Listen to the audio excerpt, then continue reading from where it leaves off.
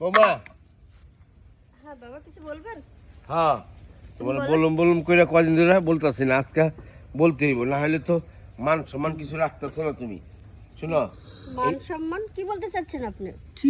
কি বলতে চাচ্ছ মানে? হ্যাঁ, প্রতিদিন তুমি ঘরে পর পুরুষ লিয়া থাকো, আনো আমার পোলাটা বিদেশ বলে তুমি এইসব কাজ করবা, আর আমি এইসব শুয়ে যাবো? হ্যাঁ, প্রতিটা দিন আমি এটা কি করো? তো কি করব? হ্যাঁ। বিয়ে করে নতুন বউ রেখে টাকার জন্য পোলাকে বিদেশ পাঠাইছেন, তো আমার কি একটা চাহিদা আছে না? চাহিদা পূরণ করবে কি? আপনার ছেলে বিদেশ, তো আমি তো বন্ধু বান্ধব নিয়ে আসবোই। তোমার সব চাহিদা পূরণ করতেছি, খাওয়া দাওয়া থেকে থাকার থেকে সব কিছু পূরণ করতেছি। বাবা, হ্যাঁ। আপনি মনে হয় ভুলে গেছেন যে আমার যে ভিতরে যে একটা জিনিসের চাহিদা আছে, ওই জিনিসটা তো দিতে পারতেছেন না। আপনার ছেলেকে বন্ধু নিয়ে আসেন। আর মহিলা নাই এই দেশে, তারা থাকতেছে না বিদেশে, তার জামাই আছে না, তুমি থাকতে পারবা না কেন? ওই টাগরে খবর নিয়ে দেখেন তারাও গোপনে কি করে। বৌমা শুনো, ঘরের মান সম্মানটা বজায় রাখো। তোমার যদি করার কিছু ইচ্ছা থাকে, তা আমরা আছি না, ওই বাড়ির মধ্যে কি পুরুষ নাই? পুরুষ তো আছে, তাহলে তুমি কেন বাইরের লোকের কাছে যাবে? বাবা, বয়সের সাথে সাথে আপনার বুদ্ধিটাও চলে গেছে। এই বাড়িতে একমাত্র আপনি আর আমি ছাড়া আর কি আছে? কাকেই বা ডাক দিব? আর কাজের লোক তা তো 2 দিন পর পরই চলে যায়। এইবারে কি আছে মানে? আমি পুরুষ না, তুমি কি আমরা মহিলা পাবো? হ্যাঁ, হ্যাঁ, আমি পুরুষ না। এই যে আমার দেখতেছো, আমি আস্ত একটা মানুষ। তোমার শাশুড়িটা আজকে 10-12 বছর ধরে মারা গেছে, একলা একলা থাকি। কেন তুমি তো পর পুরুষ দিলে থাকো? বাবা। আমারে কইলি তো মান সমান থাকলো না, ঘরের সমান ঘরে থাকলো।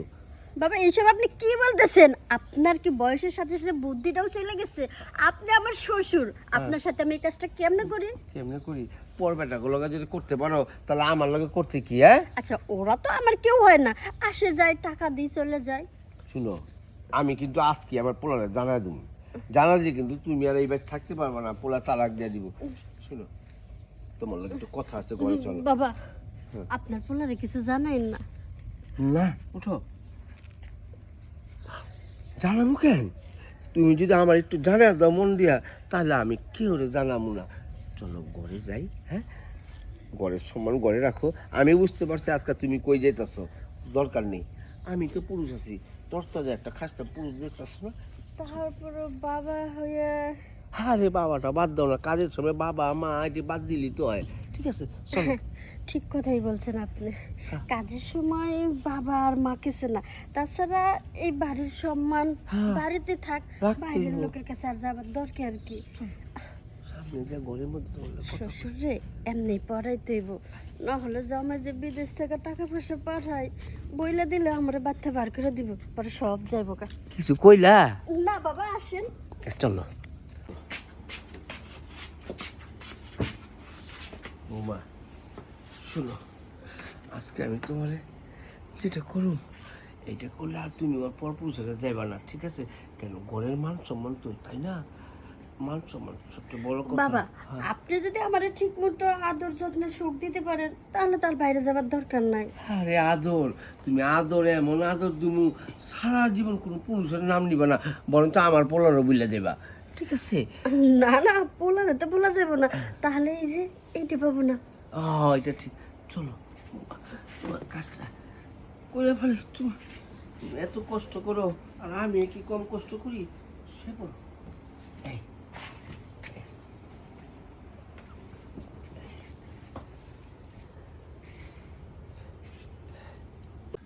বাবা, আপনার ছেলে যেন কিছু না জানে। আপনারও খুশি হলে আমিও খুশি হলাম, সংসারটাও ঠিক থাকলো। হ্যাঁ, ঠিক কইছো। হ্যাঁ বৌমা, ঠিক কইছো। পোলা জানবো কেন? আর কেউ জানবো না, তুমি আর আমি ছাড়া।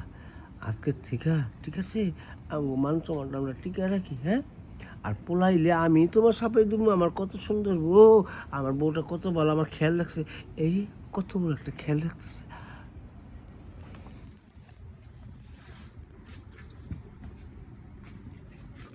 বাবা,